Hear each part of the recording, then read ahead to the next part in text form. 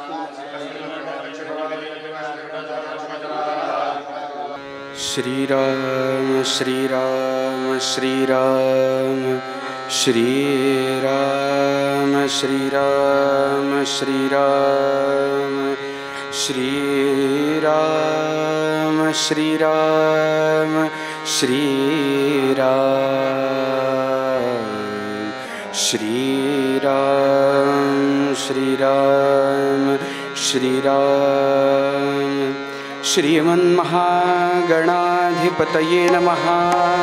श्री गुरुभ्यो नमो नमः। सर्वदेवेभ्यो नमो नमः।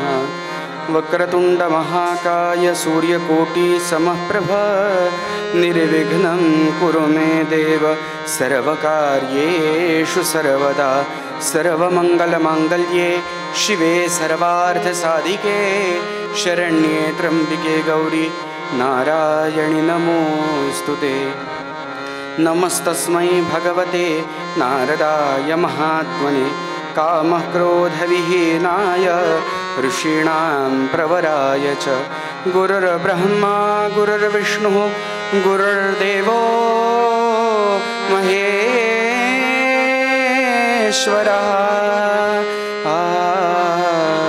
गुरु साक्षात् परब्रह्म तस्मै श्री गुरवे नमः। पुंडलीकवरदा हरिविठ्ठल श्री ज्ञानदेव तुकाराम पंढरीनाथ भगवान की जय।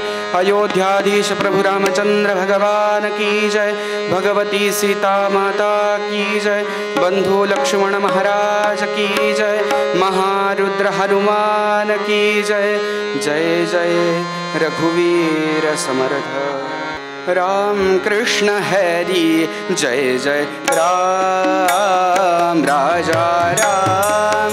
राम कृष्ण हरि जय जय राम राजा राम। गोवर्धन धर गोपालन रत गोवर्धन धर गोपालन रत गोकुल संकटहारी राजा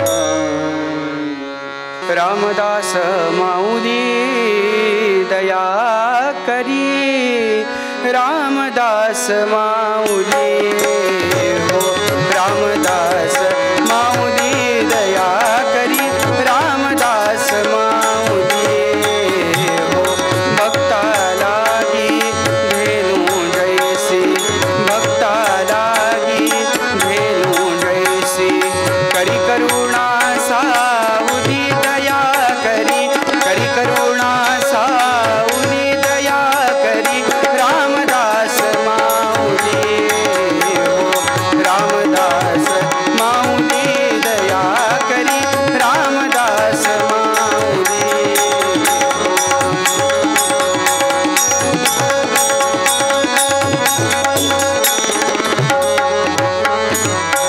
जय रामात्मज कनयावरी करी जय रामात्मज कनयावरी करी सुख कर कर साऊली दया करी सुख कर कर साऊली दया करी रामदास माऊली हो रामदास माऊली दया करी रामदास माऊली हो वत्सालागी धेनु जैसी वत्सालागी धेनु जैसी करी करुणा साऊली दया करी करुणा साऊली दया करी रामदास माऊली हो रामदास माऊली दया करी रामदास हो रामदास हो रामदास माऊली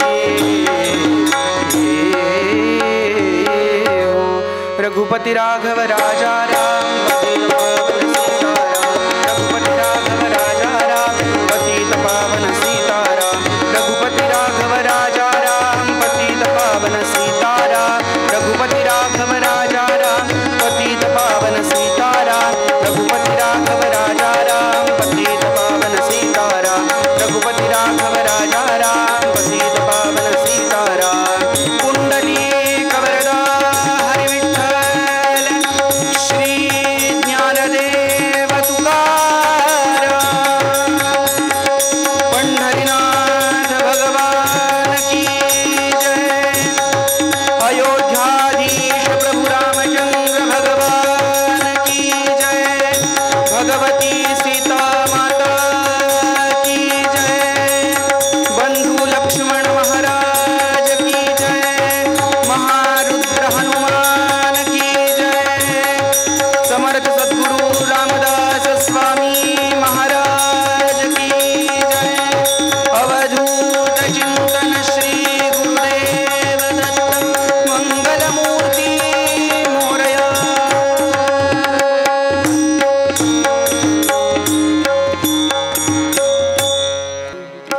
कैवारी हनुमान अमुचा कैवारी हनुमान अमुचा कैवारी हनुमान पाठी असता तो जग जेठी पाठी असता तो जग जेठी वर कडकाय गुमान अमुचा कैवारी हनुमान अमुचा कैवारी हनुमान अमुचा कैवारी हनुमान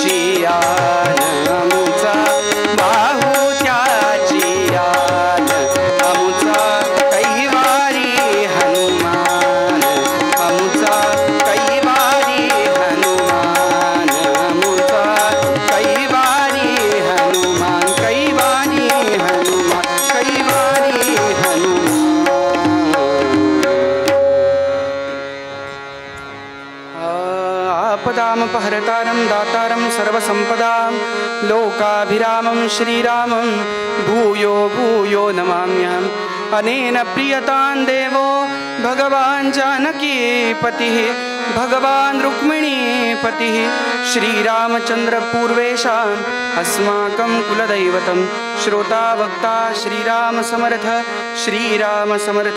जय जय रघुवीर समर्थ शुका सारिखे पूर्ण वैराग्यजांचे वसिष्ठा परिज्ञान योगेश्वराचे कवी वाल्मिका सारिखा मान्यायसा नमस्कार माझा श्री गुरु रामदासा जय जय रघुवीर समर्थ.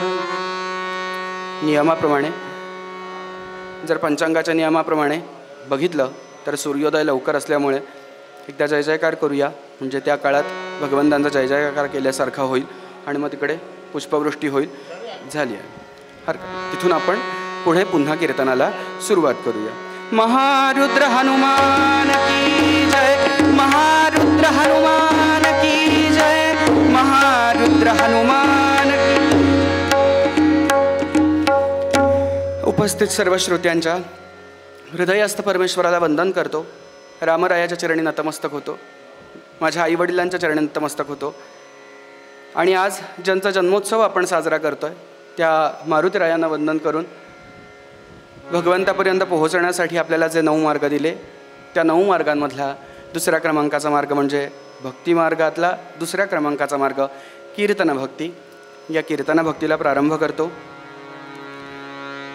मुळातच बघितलं आपण पहिल्या दिवशी रामनवमी दिवशी बघितलं तर रामाचा ज्या वेळेला जन्मोत्सव होतो त्यावेळेला माझ्याकडून काय होणं अपेक्षित आहे.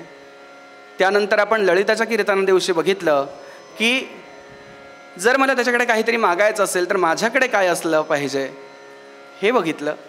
आणि आजच्या हनुमान जयंतीच्या कीर्तना दिवशी आपण त्यासाठी उदाहरण जे आपण म्हणतो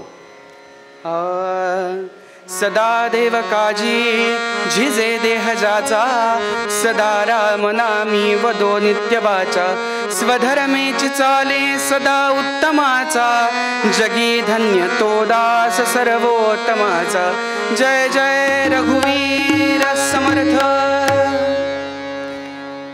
याचं निरूपण आपण बघितलं. आता निरूपण बघितल्यानंतर एक्झाम्पल हवं ना समोर. कसं आहे एखादी गोष्ट कधी पटते, मला उदाहरण ज्या वेळेला दिलं जातं त्यावेळेला पटतं. आता शाळेत शिकवतो त्यामुळे अनुभव आहे. एखादा लकार जर मला शिकवायचा असेल, टेन्स जर शिकवायचा असेल मुलांना तर त्यांना उदाहरण घेऊन सांगावं लागतं की त्यांना लगेच कळतं. म्हणजे सांगायचा मुद्दा असा, मला जर एखादी गोष्ट जर समोरच्यापर्यंत पोहोचवायची असेल तर युक्तिवाद सांगून झाल्यानंतर त्याला एक उदाहरण देणं हे फार गरजेचं आहे. त्यामुळे हा कदाचित आजचा दुवा असेल आधीच्या ललिताच्या कीर्तनातला आणि आजच्या कीर्तनातला. त्यामुळे आजचाही अभंग आपण समर्थ रामदास स्वामींचा घेतलेला असून मुळातच हा अभंग घेण्यामागे एकच त्यामागचा हेतू की समर्थांचा जन्म झाला आहे आणि त्या निमित्तानं समर्थांच्या तत्त्वज्ञानावरती काहीतरी चिंतन व्हावं एवढाच त्यामागचा हेतू आहे. बाकी कुठलाही हेतू त्यामागे नाही.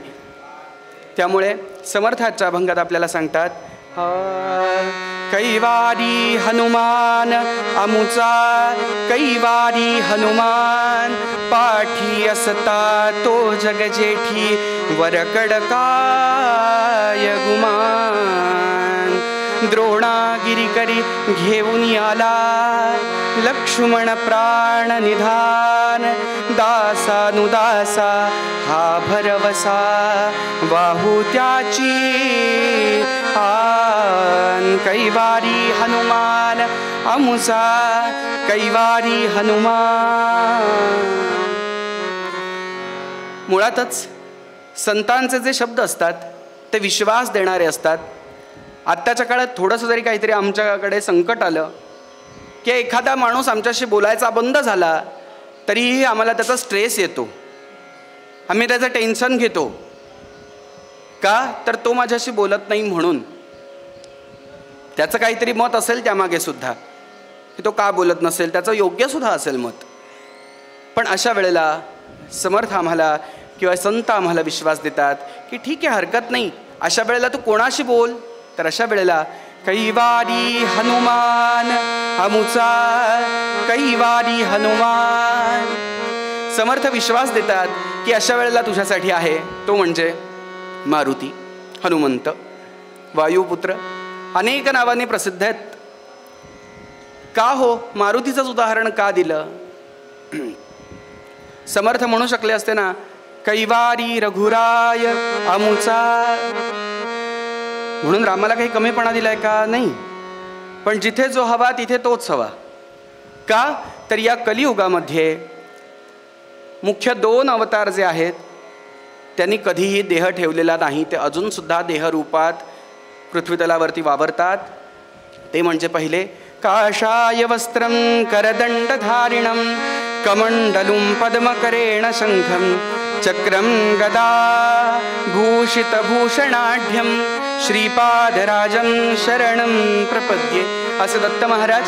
आणि दुसरे म्हणजे मनोजवं मारुततुल्यवेगं जितेंद्रियं बुद्धिमतां वरिष्ठं वातात्मजं वानरयूथमुख्यं श्रीरामदूतं शरणं प्रपद्ये, महारुद्र हनुमान की. दुसरे म्हणजे कोण? ते म्हणजे महारुद्र हनुमंतराय. हे दोघेही जण अजूनसुद्धा कलियुगामध्ये वावरतात, भक्तांना दर्शन देतात. आणि कुठल्या भक्तांना दर्शन देतात? जे रामाची भक्ती करतात. त्यांना जर कुठे काही कमी पडलं तर त्यासाठी त्यांच्या पाठीशी उभे राहतात. का तर ज्या वेळेला रामरायांनी आपली अवतार कार्य समाप्ती करायची ठरवली, ज्यावेळेला शरयूत आपला देह विसर्जन करायचा ज्यावेळेला ठरवला रामरायांनी, त्यावेळेला सगळेजण म्हणायला लागले की रामा जर तुम्ही गेलात तर आता आम्ही कोणाकडे बघायचं? त्यावेळेला हक्काचा माणूस ठेवून दिला. स्वधामासी जाता महाराम राजा, स्वधामासी जाता महाराम राजा, हनुमंत तो ठेविला याची काजा, सदा सर्वदा रामदासासी पावे, खडी गांजिता ध्यान सांडून धावे, जय जय रघुवीर समर्थ. समर्थ विश्वास देतात. स्वधामासी जाता, ज्यावेळेला आपल्या स्वधामाला म्हणजे ज्यावेळेला वैकुंठ लोकाला भगवंतांचं जाण्याची वेळ झाली त्यावेळेला हनुमंत तो ठेविला याची काज. मग कुठलं काज? जे रामरायांनी केलं तेच काज पुढे सुरू राहण्यासाठी इथे हक्काचा ठेवलेला माणूस तो म्हणजे मारुतीराया. का बरं? याचं उदाहरण आपण त्या दिवशी बघितलं आहे की आपल्या मालकाच्या मनात असणारी एखादी इच्छा स्वतःहून न सांगता पूर्ण करणं, ही जी गोष्ट आहे ती कोण करतं? तर तो दास करतो. स्वामींचं काज करण्याचं काम हा दास करतो. आपण त्या दिवशी बघितलं. मग यासाठी अजून एक उदाहरण आहे का? हो, जो प्रसंग बघितला त्यातच घडणारी गोष्ट आहे. ज्या वेळेला सीतेचा शोध करायचा ठरला त्यावेळेला मारुतीरायांवरती ही जबाबदारी येऊन पोहोचली. का? ज्याचं मनापेक्षाही जास्त वेग आहे अशा मारुतीरायांवरती ही जबाबदारी आली. आणि रामरायांनी विनंती केली आहे. हे रामायणातून शिकण्यासारखं आहे बरं, की आपलं काम आहे, आपल्याला त्याची गरज आहे म्हणून त्याच्याकडे विनंती करणं. आणि जर कुठेही बघितलात तर रामरायांनी कुठेही आज्ञा नाही केली आहे मारुतीरायांना. खरं तर मारुतीरायांचं कायम म्हणणं असायचं की तुम्ही मला आज्ञा करावी, मी तुमचा दास आहे, तुम्ही मला आज्ञा करा, मी हे काम करतो. पण ज्यावेळेला सीतेचा शोध करायचं ठरलं त्यावेळेला रामराय मारुतीरायाला म्हणतात, माझं एक काम करशील का रे? जर आज्ञा द्यायची असतील तर कर असं सांगितलं असतं, पण नाही, करशील का? आणि असं सांगता क्षणी लंकेमध्ये जायचं ठरलं सीतामाईंचा शोध करण्यासाठी. आणि म्हणून जय श्रीराम म्हणून उड्डाण केलं आहे मारुतीरायांनी. जात आहेत, प्रवास सुरू आहे, आकाशातून प्रवास सुरू आहे. आणि प्रवास सुरू असताना पहिलाच भेटला तो म्हणजे मैनाक. मैनाक नावाचा पर्वतच पहिल्यांदा भेटला. तिथे परीक्षा झाली मारुतीरायांची, ती म्हणजे लोभाची परीक्षा झाली. की आता मारुतीराय इथे फसतात की काय? पुढे गेल्यानंतर मारुतीरायांची बुद्धीची परीक्षा झाली आहे, पुढे गेल्यानंतर शक्तीची परीक्षा झाली. आणि हे सगळं करून मारुतीरायाच्या वेळेला लंकेमध्ये पोहोचले. त्यावेळेला लंकेत फिरतायत, भ्रमंती सुरू आहे. कशासाठी? सीता शोधासाठी. कारण रामरायाने जे वर्णन केलं ते वर्णन केलेली स्त्री तिथे दिसेच ना हो कुठे. प्रत्येकजण अलंकार परिधान केलेली स्त्री तिथे दिसायला लागली. नाहीतर त्रिजटेसारख्या ज्या राक्षसी स्वरूपातल्या ज्या स्त्रिया होत्या त्या दिसायला लागल्या. पण जे सीतामाईंचं सात्विक रूपाचं जे वर्णन केलेलं होतं अशी सीता मात्र कुठेच दिसेना. मारुतीराया शोधतायत आणि मारुतीरायांच्या मनात असा विचार आलाय आणि मारुतीरायांच्या मनात विचार येतो की माझ्यावरती रामरायांनी हे कार्य सोपवलंय आणि ते कार्य मला केलंच पाहिजे.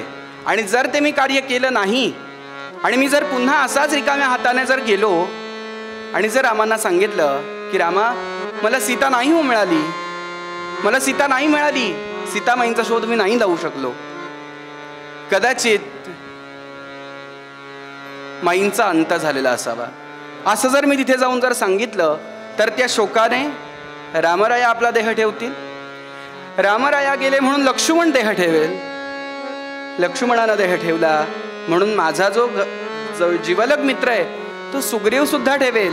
म्हणजे एका मागोमाग हे सगळेजण निघून जातील. वाल्मिकी रामायणातलं वर्णन आहे हे, माझ्या पोदारचं वर्णन नाही. आणि त्याच्यावरती मात्र मारुतीराया त्यावेळेला ठरवतात की नाही, काही झालं तरी वाल्मिकी रामायणात असे सलग श्लोक येतात आणि ते सलग श्लोक आल्यानंतर एका क्षणी असं होतं की वाल्मिकी वर्णन करतात की मारुतीरायांनी हे सगळे विचार एका बाजूला सोडून दिलेत आणि सांगितलं सीतेचा शोध केल्याशिवाय, माईला शोधल्याशिवाय मी इथून जाणार नाही काही झालं तरी. आणि त्या विचारानं मात्र शोध सुरू झाला. आणि मग अशोक वाटिकेमध्ये सीतामाईंची भेट झाली आहे.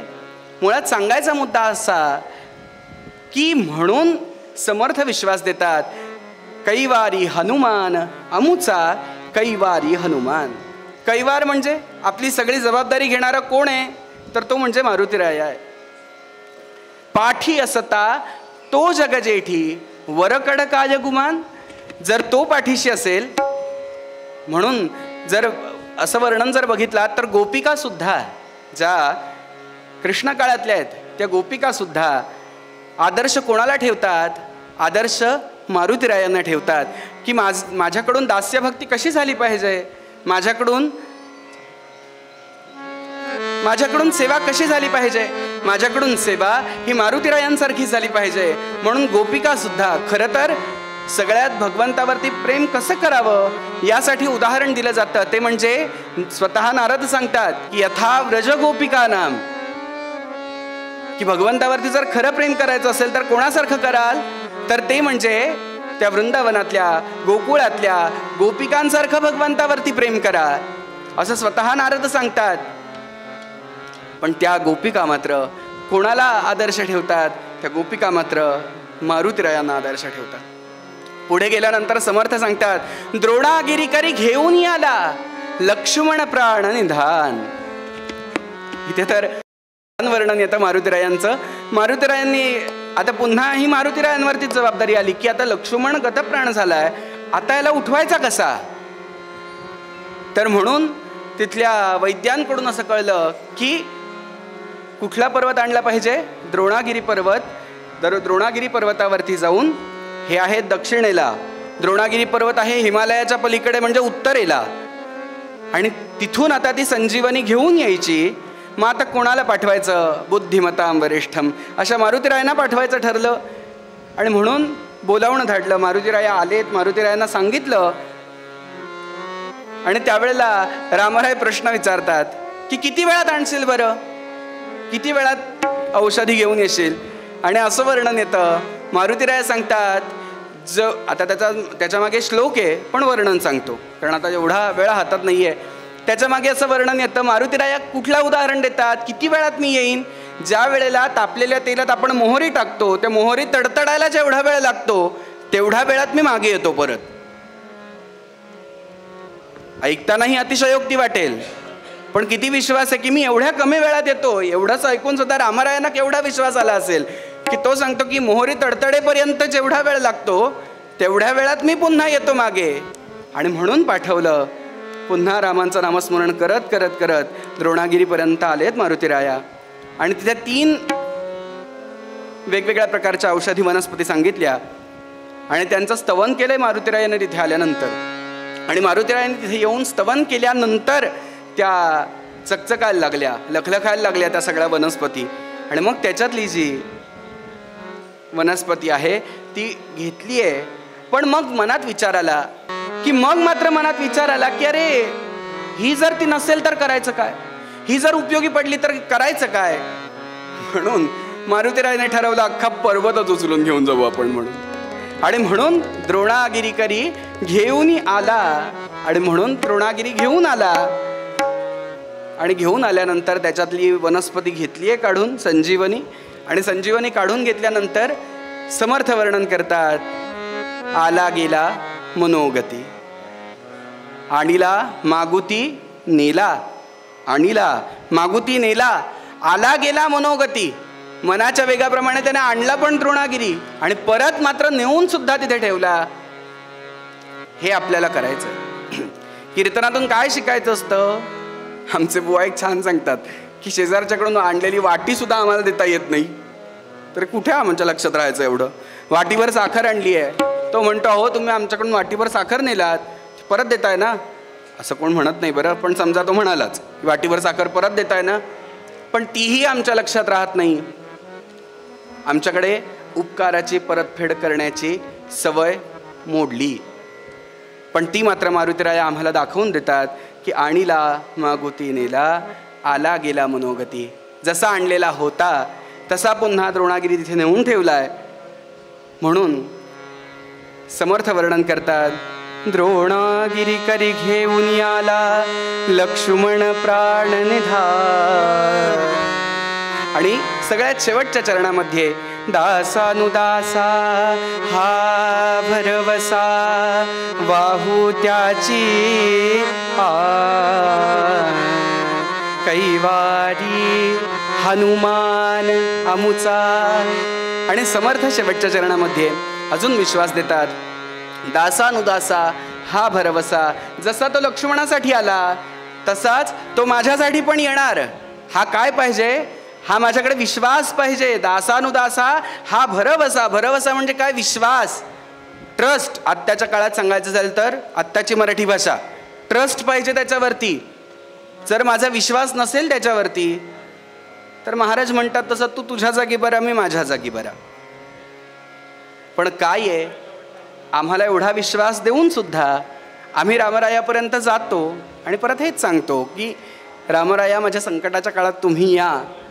पण रामरक्षेत सांगितलं आहे, जर रामराया जर माझ्यापर्यंत पोहोचावे असं जर वाटत असेल तर रामाच्या घराची किल्ली कोण आहे? श्रीमत हनुमान कीलकम. मारुती ही कीलकम म्हणजे काय? चावी. जर रामापर्यंत पोहोचायचं असेल तर माझी चावी कोणाकडे? ही हनुमंताकडे. जर हनुमान नावाची जर चावी वापरली तर आणि तरच मी रामरायापर्यंत पोहोचू शकतो. हाच विश्वास आपल्याला समर्थ देतात. का देतात? तर गोड असा चरित्रभाग आहे. तो चरित्रभाग आपण बघणार आहोत. सगळ्यांना माहिती आहे तो चरित्रभाग, पण तरीही या निमित्ताने तो पुन्हा एकदा लोकांसमोर ठेवला जातो, नवीन पिढीपर्यंत तो पोहोचतो. हा त्यामागचा उद्देश आहे. आणि आता प्रक्षेपण होतं आहे त्यामुळे त्यांच्याहीपर्यंत पोहोचतं आहे लोकांपर्यंत. त्यामुळे समर्थ आपल्याला उपदेश करताना सांगतात की अशा जर मारुतीरायाला मी जर शरण गेलो तर आणि तरच फक्त माझ्या जीवनाचा उद्धार होऊ शकतो. आणि म्हणूनच पूर्वपद्यात आपल्याला उपदेश करताना समर्थ म्हणतात, कैवारी हनुमान अमुचा, कैवारी हनुमान अमुचा, कैवारी हनुमान अमुचा. पाठी असता तो जग जेठी, पाठी असता.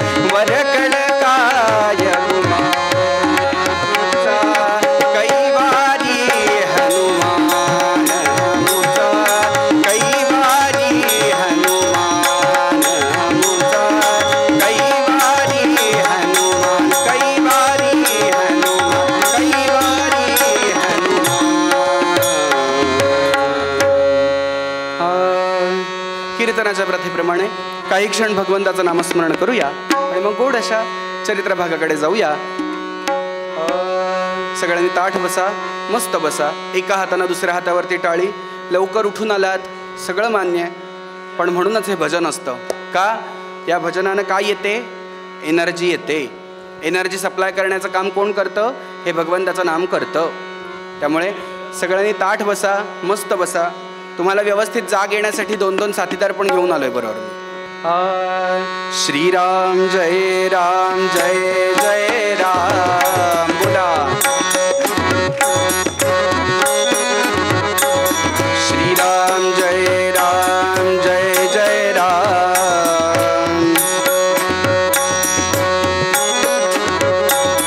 श्रीराम जय राम जय जय राम.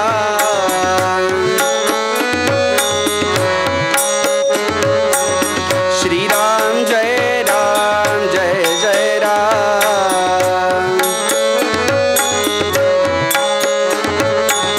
श्रीराम जय राम जय जय राम.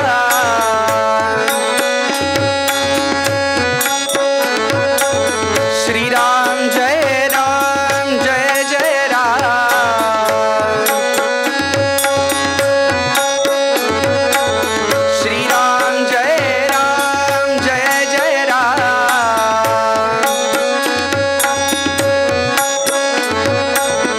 श्रीराम जय राम जय जय राम.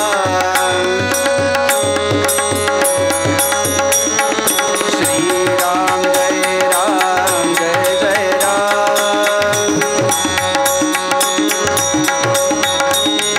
श्रीराम जय राम जय जय राम.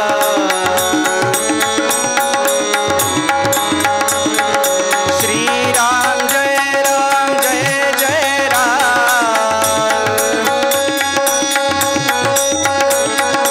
श्रीराम जय राम जय जय राम.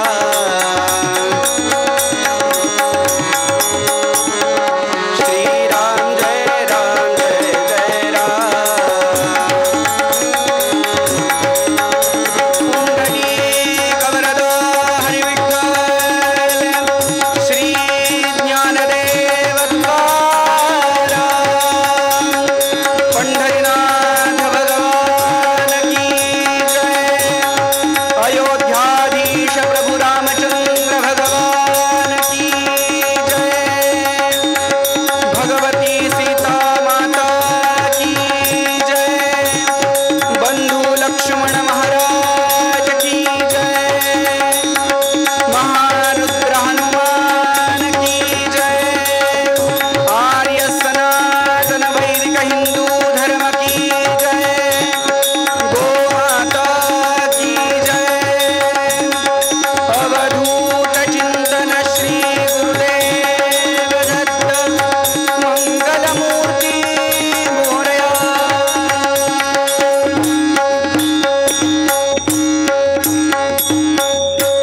जय जय रघुवीर समर्थ.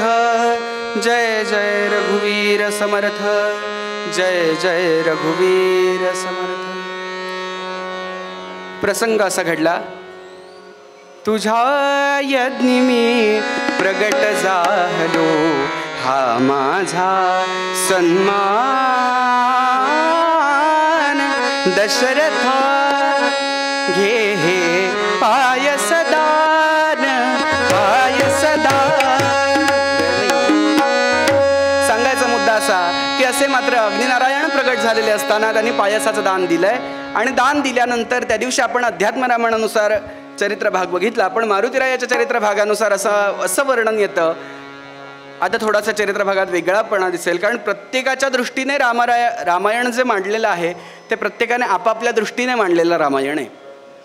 आणि त्याप्रमाणे मात्र असा प्रकार घडला की तो जो प्रसाद मिळाला त्यात काही अंशी कैकेयीला थोडासा कमी मिळाला. प्रसाद कमी मिळाला म्हणून ती थोडीशी तिची चिडचिड झाली. आणि चिडचिड झाल्यामध्ये आत्ताच्या भाषेत, आत्ताची मराठी भाषा, ती राजवाड्याच्या गॅलरीत जाऊन उभी राहिली. आणि तिथे जाऊन उभी राहिली आहे मात्र. आणि त्याच वेळेला सुवर्चा नावाची घार.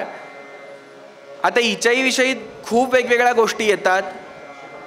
म्हणजे त्याच्यात असा उल्लेख येतो की इंद्राच्या दरबारातली अप्सरा होती आणि त्याचबरोबर अजून एक उल्लेख येतो तो म्हणजे ब्रह्मदेवांच्या सुद्धा दरबारातली ती अप्सरा होती. अशा दोन्ही ठिकाणचा उल्लेख येतो आणि ती काहीतरी चुकली नृत्य करताना, तिचा काहीतरी ताल चुकला म्हणून तिला शाप दिला गेला की तू घार होशील. का? त्याच्याही मागे घार का होशील याच्या मागे सुद्धा एक कारण तुझं लक्ष राहील. बघा साधी गोष्ट आहे, घार असते अनेक फूट उंच असते पण तिचं मात्र बरोबर लक्ष असतं आपल्या पिल्लांवरती.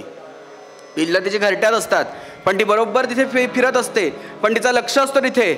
म्हणून घारीचं उदाहरण आहे तिथे की म्हणून म्हणजे थोडक्यात सांगायचा मुद्दा असा आहे, याच्यातून आपल्याला काय शिकायचं आहे, जर माझं सतत अनुसंधान जर माझं रामरायावरती राहिलं तर जीवनाचा उद्धार होऊ शकतो.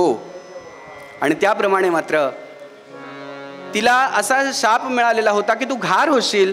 पण ज्या वेळेला उशाप मिळाला त्यावेळेला तिला सांगितलं की ज्या वेळेला तू कैकेयीकडून जो प्रसाद मिळालेला आहे तो कैकेयीकडून त्याच्यातला थोडा भाग उचलून ज्या वेळेला तू अंजनीपर्यंत जाऊन पोहोचवशील त्याच वेळेला तुझा उद्धार होईल, या शापातून तुझी मुक्तता होईल. आणि म्हणून मी ज्या दिवशी पहिल्यांदा सांगितलं की रामरायांच्या जन्माची फक्त वाट दशरथ आणि कौसल्या बघत नव्हते, हे अनेक जण होते. अहिल्या शिळा राघवे मुक्त केली असे अनेक आहेत. शबरी आहे, शबरी आहे, त्याच्याबरोबर आपली अहिल्या आहे आणि त्याचबरोबर ही सुवर्चा सुद्धा. कारण जोपर्यंत राम जन्माला येत नाही, रामांच्या जन्माची प्रोसेस सुरू होत नाही तोपर्यंत हिचा उद्धार नाही आहे. आणि म्हणून तो यज्ञ झाला, त्याच्यातला भाग घारीनं झडप घातली आहे आणि झडप घालून तिथपर्यंत नेऊन ती पोहोचवणार आहे. पण आता इकडे काय प्रकार घडला, त्याच वेळेला अंजनी नामे भार्या त्याची, अंजनी नामे भार्या त्याची, केसरी नामे राजा, केसरी नामे राजा, सुखी दाम्पत्य, सुखी दाम्पत्य, एक जीवासी घोरची बहुहा लागे, घोरची बहुहा लागे. आणि केसरी नावाचा राजा, त्याची अंजनी नावाची पत्नी, ही अखंड कोणाची उपासना करणारी आहे, ही भगवान शिवशंकरांची उपासना करणारी आहे. आणि ती त्याप्रमाणे मात्र तिने ठरवलं एखादी गोष्ट जर आपल्याला प्राप्त होत नसेल तर ती कशाच्या माध्यमातून प्राप्त करायची, तर ती तपश्चर्येच्या माध्यमातून प्राप्त करायची. ही आपली हिंदू संस्कृती आहे. जर एखादी गोष्ट मला मिळत नसेल तर त्याचं तप करणं, तप जर केलं तर ती मला गोष्ट प्राप्त होते. म्हणून ही एका पर्वतावरती जाऊन बसली आहे आणि तिथे मात्र शिवशंकरांची उपासना सुरू झाली. शिवशंकरांची उपासना सुरू झाली. कैलास राणा शिवचंद्रमौळी, कैलास राणा शिवचंद्रमौळी, कैलास राणा शिवचंद्रमौळी, फणींद्र माथा भ्रुकुटी झळाळी, फणींद्र माथा भ्रुकुटी झळाळी, कारुण्य सिंधू भवदुःखारी, कारुण्य सिंधू भवदुःखारी, तुझ वीण शंभो मज कोणतारी, तुझ वीण शंभो मज कोणतारी, कैलास राणा शिवचंद्रमौळी, कैलास राणा शिवचंद्रमौळी, कैलास राणा. आणि अशा प्रकारे मात्र उपासना सुरू आहे. कशी आहे बरं उपासना? फार खडतर तपश्चर्या आहे बरं. जर तुम्ही रामायणात जर उल्लेख बघितलात तर जी अंजनीची जी उपासना आहे ती फार खडतर आहे. ती निराहारी आहे, म्हणजे ती काहीच खात नाही आहे. आणि जर काहीतरी सेवन करायचं झालंच तर वृक्षपर्णांवरती येते, म्हणजे झाडाची पानं खाऊन राहते ती. पाणी प्यावं भूक लागल्यानंतर, पण उपासनेमध्ये जास्तीत जास्त वेळ दिला पाहिजे. असं जर बघितलात तर ही तपश्चर्या ज्या वेळेला बघतो त्यावेळेला सध्याच्या काळातल्या संतांची सुद्धा आपल्याला जाणीव होते. सध्याच्या काळातले श्रीधर स्वामी श्रीधर स्वामींची ज्या वेळेला तपश्चर्या सुरू होती त्या काळात सुद्धा श्रीधर स्वामींनी झाडाची पानं खाऊन राहिलेत. ते घाणेरी नावाची जी झाड असतं त्या घाणेरी नावाच्या झाडाची पानं खाऊन राहिलेत श्रीधर स्वामी. कारण गडावरची भिक्षा बंद केलेली, त्यांची गडावरचं जेवण बंद केलेलं होतं. पण यात कोणाविषयी दुराग्रह ठेवलेला नव्हता त्यावेळेला, आणि त्याप्रमाणे मात्र चालू द्या. आणि अशा प्रकारे मात्र शिवशंकरांची उपासना सुरू आहे. रोज भगवंतांना अभिषेक करावा, भगवंतांचा त्रिकाल अर्चन करावं. त्रिकाल अर्चन का सांगितलं हो, अर्चना भक्ती का सांगितली आम्हाला? पण बघा ना, साधी गोष्ट आहे. अर्चना म्हणजे पूजा. पूजा करत असताना आपण किती कॉन्सन्ट्रेट होऊन पूजा करतो बघा. आता हा प्रत्येकाचा विचार आहे. आता हे सांगितल्यानंतर आपण पूजा कशी करतो हे जाणून चला. म्हणजे पूजेचा अर्थ काय आहे, तर मी जे स्नान घालणार आहे ते माझ्या रामाला मी स्नान घालणार आहे. म्हणजे पहिला माझा मुद्दा झाला राम. पुढे मी रामाला वस्त्र नेसवणार आहे. कोणाला वस्त्र नेसवणार? मी रामाला वस्त्र नेसवणार. पुढे मी गंध लावणार आहे. गंध मी रामाला लावणार आहे. माझा मुद्दा, माझं एम काय राहिलं? राम राहिला. पुढे मी रामाला हार घालणार आहे, फुलं घालणार आहे. एम कोण राहिला? राम राहिला. त्यानंतर मी उदबत्ती ओवाळणार आहे. कोणाला? रामाला ओवाळणार आहे. म्हणजे मुद्दा कोण राहिला? एम कोण राहिलं? राम राहिला. मी निरांजन ओवाळणार आहे. एम कोण राहिलं? राम राहिला. मी नैवेद्य दाखवणार आहे. कोणाला नैवेद्य दाखवणार? मी रामाला नैवेद्य दाखवणार. म्हणजे पूजा पूर्ण होईपर्यंत फक्त आणि फक्त मी कोणाचा असेल? मी रामाचा असेल. एक वाक्य आहे की भगवंताची पूजा कशी करावी? भगवंतांची पूजा ही स्वतः पूज्य होऊन भगवंतांची पूजा करावी. म्हणजे स्वतः शून्य होऊन भगवंताची पूजा करावी. आणि अंजनी सुद्धा अशीच सेवा सुरू आहे. मी तुम्हाला खरंच सांगतो, शुद्ध बीजापोटी फळे रसाळ गोमटी. सुभूमी आणि उत्तम कण दोनही गरजेचे असतात. कोणाच्याही घरात देव नाही जन्माला येत.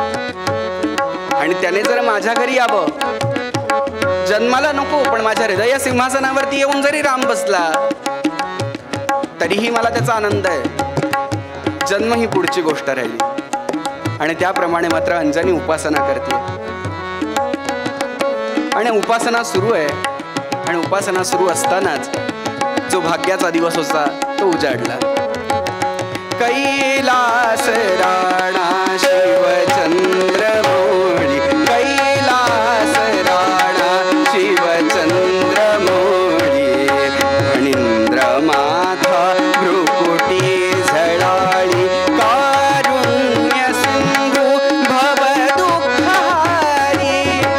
आणि इतके दिवस ज्यांची वाट बघत होती असे मात्र शिवशंकर स्वतः हातात, एका हातात त्रिशूळ आहे, एका हातात डमरू आहे. आणि असे शिवशंकर मात्र समोर उभे राहिले.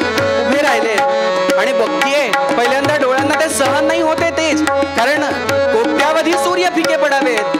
असे शिवशंकर समोर उभे राहिले. आणि असे शिवशंकर समोर उभे राहिल्यानंतर शिवशंकरांनी विचारलं की एवढी खडतर तपश्चर्या का?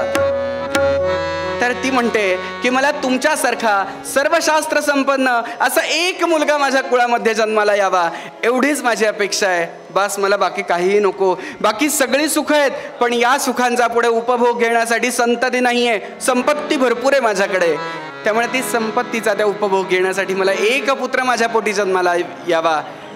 आणि तिला सांगितलं की तथास्तु, आता दर्शन झालंय, आता तुला प्रसादाची वेळ झाली. त्यामुळे आता असा हा जो हात होता तो आता उघडायचा आणि अशाच स्थितीमध्ये उपासना सुरू ठेवायची. तुझा प्रसाद लवकरात लवकर तुझ्यापर्यंत येऊन पोहोचेल. तिला अतिशय आनंद झाला. आणि ज्यानंतर या दर्शनानंतर ज्या वेळेला केसरींची भेट झाली त्यावेळेला ती केसरींना सांगते, वेदशास्त्री गाईला पुराणी वरेणीला, तो शिव पाहिला डोळे भरी. वेदशास्त्री गाईला पुराणी वरेणीला, वेदशास्त्री गाईला. मला शिवांचं दर्शन झालंय आणि शिवांनी सांगितलंय की मला आता असे हात करून बसायला सांगितलंय. दर्शन झालंय, आता प्रसादाची वेळ झाली आहे. आणि त्याप्रमाणे मात्र असे हात घेऊन ती बसली आहे. उपासना सुरू आहे. आणि त्याचबरोबर इकडे पुत्रकामेष्टी यज्ञ झालाय. ती इथे येऊन उभी राहिली आहे. तिची चिडचिड झाली आहे.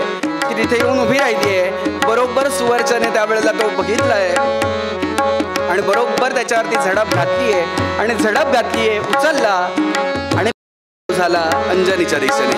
आणि अंजनीच्या दिशेने प्रवास सुरू झाला आणि अंजनीच्या हातात आणून तो प्रसाद पोहोचवला आणि त्या क्षणी उद्धार झाला.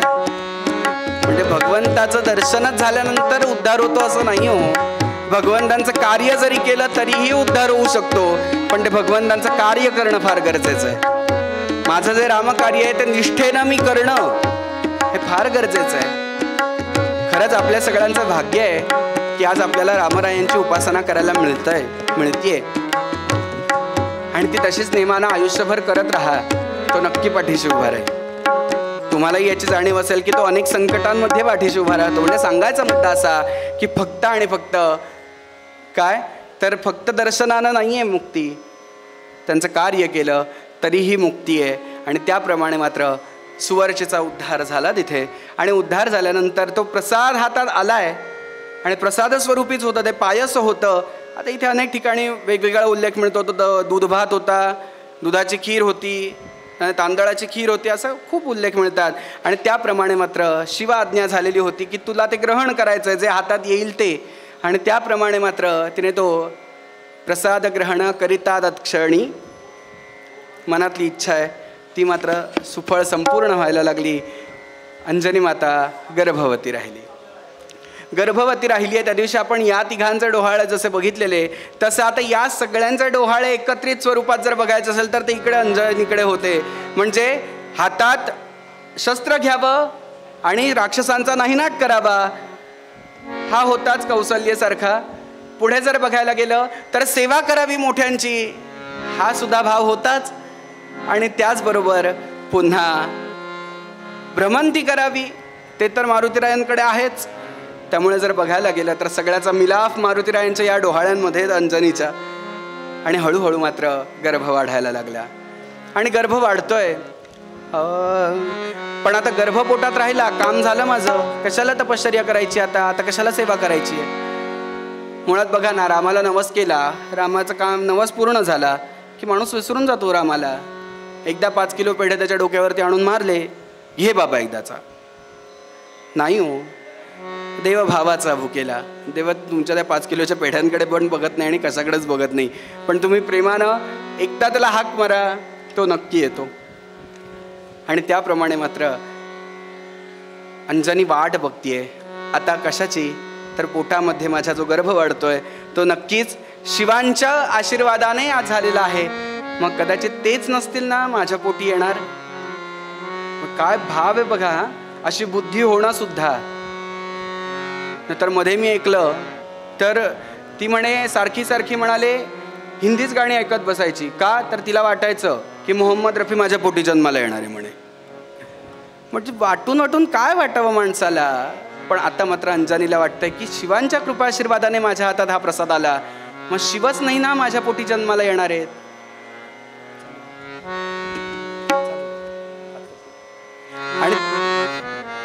आणि त्याप्रमाणे मात्र ती रोज भगवंतांना आठवतीये, देवा तुम्हीच येणार का माझ्या पोटी जन्माला. रोज भगवंतांना विनवणी करावी, रोज भगवंतांना तेवढ्याच. आता तुम्हाला खरं सांगतो, ज्या वेळेला आपला नवस पूर्ण होतो ना त्यानंतर आपली दुप्पट झाली पाहिजे उपासना. का तर ती त्याची परतफेड आहे, होऊ शकत नाही परतफेड. पण एकदा का त्याने माझी इच्छा पूर्ण केली की माझी उपासना दुप्पट झाली पाहिजे. त्याचे उपकार आहेत माझ्यावरती, का तर त्याच्यामुळे माझं हे काम झालंय. आणि हल्लीच्या काळात लोक असतात ते म्हणतात काही नाही हो, नवस वगैरे काही नसतो म्हणाले. हे सगळं तुमच्या आयुष्यात लिहिलेलं असतं, ते तसं तसं घडत जातं. असं जर असतं तर मग आयुष्यात किती सुफळ झालं असतं ना माणसाचं, की ठीक आहे ओके. आणि एवढा एक्सेप्टन्स जर माणसाकडे असता की ओके हां ठीक आहे, माझ्या आयुष्यात जेवढं होतं आहे ते सगळं माझ्या नशिबानं होतं आहे, मग देवाकडे कधी माणूस गेलाच नसता.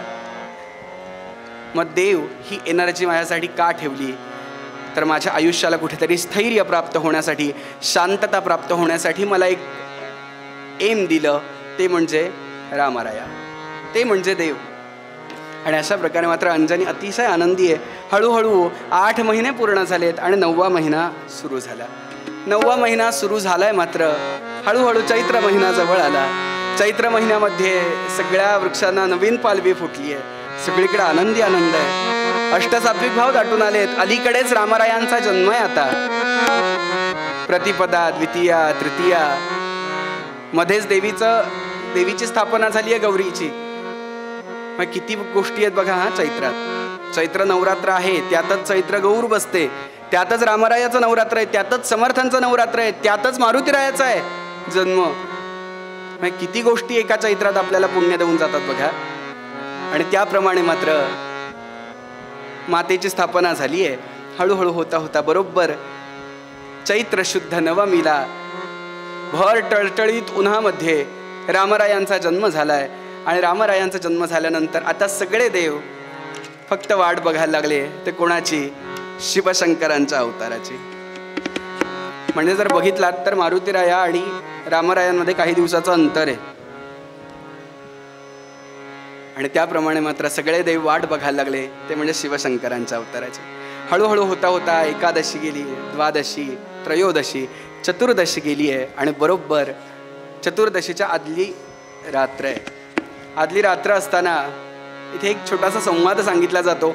तो कुठल्या पुराणातला आहे मला माहिती नाही नक्कीच, पण तिथे संवाद सांगितला जातो. पार्वती माता आता शिवांना म्हणतीये की देवा आता तुम्ही पृथ्वीतलावरती जाणार, मग मी यायचं आहे का तिथे?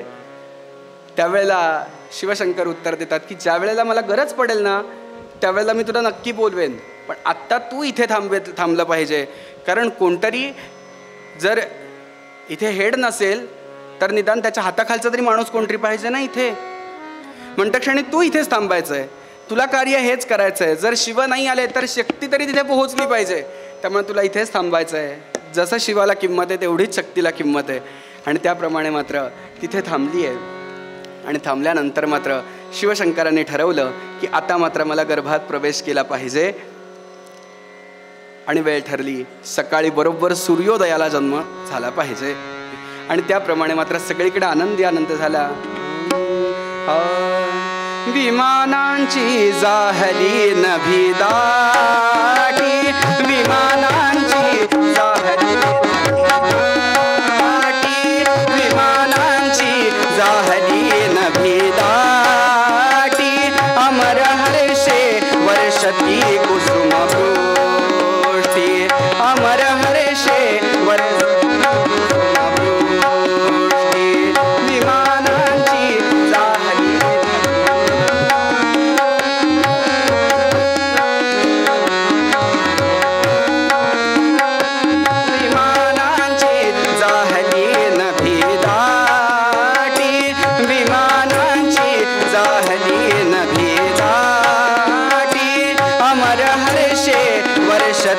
कुसुम वृष्टी, हर्ष झाला हो तदा मेदिनीसी, हर्ष झाला हो तदा मेदिनीसी, तसा देवांसी ऋषी त्यागणांसी, तसा देवांसी ऋषी त्यागणांसी, त्यागणांसी, त्यागणांसी.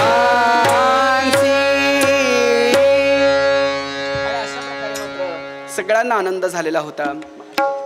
आणि अशा प्रकारे मात्र मारुतीरायांचा जन्म होणार होता. आता नियमानुसार तिकडे जाऊन जन्म करावा लागतो.